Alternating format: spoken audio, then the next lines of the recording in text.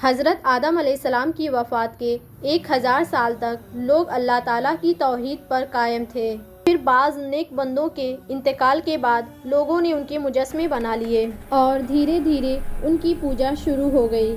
اس طرح پورے عرب و عجم میں شرک و بت پرستی کی بنیاد پڑ گئی۔ جب لوگ اللہ تعالیٰ کی عبادت چھوڑ کر شرک و بت پرستی میں مبتلا ہو گئے تو ان کی ہدایت کے لیے اللہ تعالیٰ نے حضرت نوح علیہ السلام کو نبی و رسول بنا کر بھیجا۔ حضرت نوح علیہ السلام کا شمار دنیا کے عظیم ترین انبیاء میں ہوتا ہے۔ وہ سب سے پہلے نبی اور رسول ہیں۔ حضرت ادریس علیہ السلام کی تیسری پشت میں حضرت آدم علیہ السلام کی وفات کے 1025 سال بعد دجلہ و فرات کی وادی کے درمیان ملک عراق میں پیدا ہوئے۔ اللہ تعالیٰ نے قرآن پاک میں 43 مقام پر ان کا تذکرہ فرمایا ہے۔ جب لوگوں کی نافرمانی اور بت پرستی دنیا میں عام ہو گئی تو اللہ تعالیٰ نے ان کی ہدایت و رہنمائی کے لیے حضرت نوح علیہ السلام کو نبی بنایا۔ انہوں نے لوگوں کو نصیحت کرتے اور دین کی دعوت دیتے ہوئے فرمایا، تم صرف اللہ کی عبادت و بندگی کرو، وہ تمہارے گناہوں کو معاف کر دے گا۔ اس نصیحت کو سن کر قوم کے سرداروں نے جواب دیا، ہم تمہیں رسول نہیں مانتے کیونکہ تم ہمارے ہی جیسے آدمی ہو، نیز تمہاری پیروی ذلیل و حقیر اور کم درجہ کے لوگوں نے کر رکھی ہے۔ حضرت نوح علیہ السلام نے فرمایا، اللہ تعالیٰ کے یہاں سعادت و نیک بختی کا دار و مدار دولت پر نہیں بلکہ اللہ کی رضامندی اور اخلاص نیت پر ہے۔ میں تمہیں یہ دعوت مال و دولت کی امید پر نہیں بلکہ اللہ کے حکم اور اس کی رضا کے لیے دے رہا ہوں، وہی میری محنت کا اجر و ثواب عطا فرمائے گا۔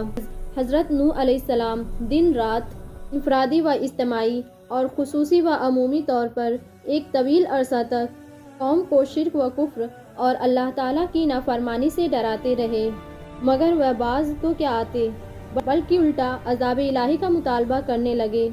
حضرت نوح علیہ السلام 950 سال تک اپنی قوم کو دعوت دیتے رہے اور قوم کے افراد بار بار عذاب کا مطالبہ کرتے رہے۔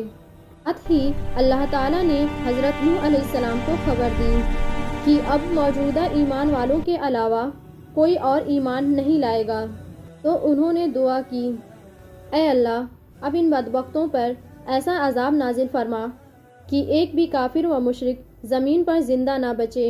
اللہ تعالیٰ نے ان کی دعا قبول فرما لی اور حکم دیا کہ تم ہماری نگرانی اور حکم کے تحت ایک کشتی تیار کرو۔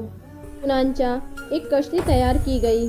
پھر اللہ تعالیٰ کے حکم سے زمین و آسمان سے پانی کے دہانے کھل گئے اور دیکھتے ہی دیکھتے زمین پر پانی ہی پانی جمع ہو گیا۔ اس وقت حضرت نوح علیہ السلام باحکم خداوندی مومنین اور جانداروں میں سے ایک ایک جوڑے کو لے کر کشتی میں سوار ہو گئے۔ باقی تمام کافر و مشرک پانی کے اس طوفان میں ہلاک ہو گئے۔ 6 مہینے بعد کشتی 10 محرم الحرام کو جوڑی پہاڑ پر ٹھہری تو حضرت نوح علیہ السلام اہل ایمان کو لے کر امن و سلامتی کے ساتھ زمین پر اترے، اور پھر اللہ تعالیٰ نے انہی سے دنیا کی آبادی کا دوبارہ سلسلہ شروع فرمایا، اس لیے آپ کو آدم ثانی کہا جاتا ہے۔